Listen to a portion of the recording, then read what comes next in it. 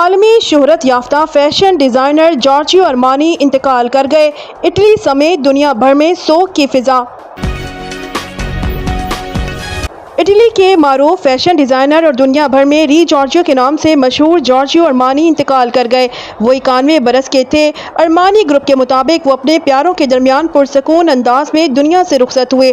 بیان میں کہا گیا ہے کہ ارمانی آخری وقت تک اپنے تخلیقی کام میں مصروف رہے اور اپنی زندگی کو فیشن کے فروغ کے لیے وقف کر دیا۔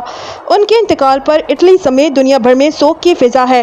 اٹلی کے صدر سرجیو ماترلا نے گہرے دکھ کا اظہار کرتے ہوئے کہا کہ جارجیو ارمانی فیشن اور انداز کے استاد اور اطالوی ذہانت کے عالمی سفیر تھے۔ ان کا کہنا تھا کہ ارمانی نے اپنے باریک بینی، معیار پر توجہ اور تخلیقی صلاحیت سے کئی دہائیوں تک دنیا بھر کے ڈیزائنرز کو متاثر کیا اور خوبصورتی کے عالمی معیار کو نئی جہت دی۔ جارجیو ارمانی کو دنیا بھر میں فیشن کا بادشاہ کہا جاتا تھا۔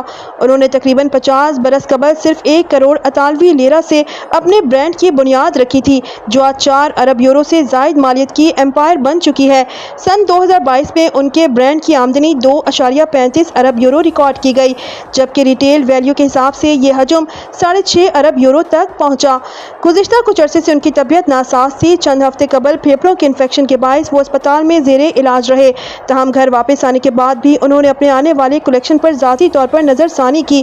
وہ میلان فیشن ویک میں اپنی 50ویں سالگرہ کی کلیکشن پیش کرنے کی تیاری کر رہے تھے۔ جارجیو ارمانی نے نہ صرف فیشن کی دنیا کو متاثر کیا بلکہ ہالی ووڈ اور یورپین سینما کے لیے بھی خصوصی ملبوسات ڈیزائن کیے۔